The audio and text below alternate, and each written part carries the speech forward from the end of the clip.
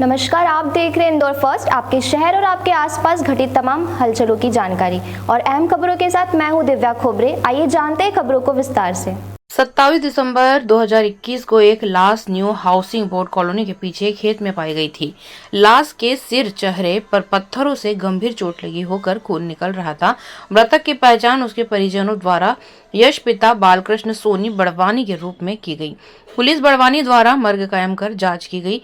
प्रकरण में कोई चश्मदीद गवाह न होने तथा अंधा कत्ल होने से साइंटिफिक तरीके से साक्ष्य जुटाकर तथा काल डिटेल के आधार पर आरोपी दीपक सोलंकी को गिरफ्तार कर कड़ाई से पूछताछ की, जिसमें आरोपी ने अपना गुनाह कबूल कर मृतक का मोबाइल के छिपाने का स्थान बताया। साथ ही उन्होंने मृतक की हत्या करने के कारण के संबंध में बताया कि वो मृतक के साथ 26 दिसंबर 2021 की रात मेले में गए थे। बाद में न्यू हाउसिंग बोर्ड कॉलोनी के पीछे खेत में आरोपी ने मृतक से इस लैंगिक संबंध बनाने की बात पर मना करने पर उसने आरोपी आवेश मृतक को धक्का देकर गिराकर पत्थरों से गंभीर चोट पहुंचाकर मृत्यु कारित की। प्रकरण में अंधे कत्ल का मामला होने से परिस्थिति जन्य साक्ष्य तथा उनकी कड़ी जोड़कर शासन के अधिवक्ता ने कोर्ट में मामला सिद्ध किया।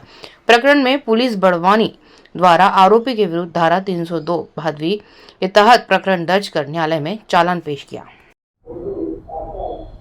हाँ वकील साहब, आज को मामला न्यायालय ने पारित किया निर्णय और सजा हुई है, क्या है पूरा घटनाक्रम? जिला न्यायालय के प्रथम अतिरिक्त सत्र न्यायाधीश श्रीमान मरकाम साहब कैलाश प्रसाद मरकाम साहब ने अपने एक फैसले में जो कि धारा 302 भादवी का है होकर उसमें आरोपी दीपक पिता राजू सोलंकी निवासी नवलपुरा को हत्या का दोषी करार देते हुए आरोपी को अजन्म कारावास की सजा तथा 5,000 रुपये अर्थदंड से दंडित किया है। प्रकरण के तथ्य इस प्रकार हैं कि दिनांक 26/12/2021 को आरोपी दीपक तथा एक मृतक यश पिता बालकृष्ण सोनी मेले में घूमने गए थे। मेले में घूमने के बाद में आरोपी दीपक तथा मृतक यश न्यू हाउसिंग बोर्ड कॉलोनी के पीछे खेत में गए।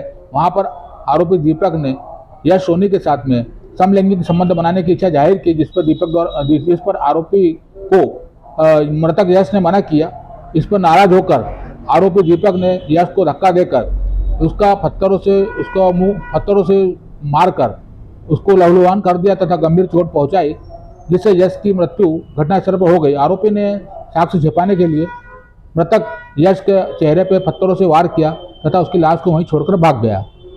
बाद में 27 तारीख को मृतक के पिता ने जब 26 तारीख की रात को मृतक घर नहीं आया तो मृतक के पिता ने उसको काफ़ी ढूंढा तथा 27 तारीख को उन्होंने मृतक की लाश को पहचाना कि ये उनका लड़पुत्र है।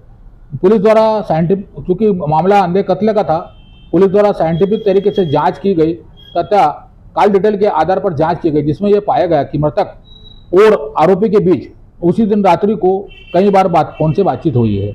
पुलिस द्वारा आरोपी को बुलाकर सख्ती से पूछताछ की गई, जिसमें आरोपी ने उसका गुनाह कबूल किया तथा अंधे कत्ल को पुलिस ने सुलझाया है। उसमें आरोपी ने गुनाह जो कबूल किया उसमें आरोपी ने कहा है कि आरोपी ने सभी तथ्यों से बताया कि उसने मृतक के साथ में समलैंगिक संबंध बनाना चाहे तो उसने उसके आवेश में आकर मना करने पर आवेश में आकर उसकी हत्या कर दी है तथा उसने मोबाइल बड़ौनी में एक जगह पर दुकान की शॉप के पास छुपाना बताया, जहाँ से पुलिस ने मोबाइल जब्त किया। प्रकरण में मेरी ओर से सभी तथ्यों की कड़ी जोड़कर, क्योंकि परिस्थिति जन्य साक्ष्य सभी महत्वपूर्ण थे, उनको सभी को एक ही कड़ी में पीड़ों को न्यायालय के समक्ष प्रस्तुत किया गया। माननीय न्यायालय ने मेरे द्वारा पेश किए गए समस्त तथ्यों को मानते हुए आरोपी को आजन्म कारावास की सजा से तथा 5,000 अर्थदंड से दंडित किया है। पुलिस को बड़वानी की ओर से पैरवी मेरे द्वारा की गई तथा अनुसंधान RR बड़ोले सब उप निरीक्षक द्वारा किया गया। अच्छा, ये मामला कुल कितने वर्षों से माननीय न्यायालय में चल रहा था? मामला दिसंबर 2021 में घटना हुई थी, 26 दिसंबर 2021 की। लगभग 2.5 से 3 वर्ष हुए हैं मामले को, 3 वर्ष लगभग हुए हैं।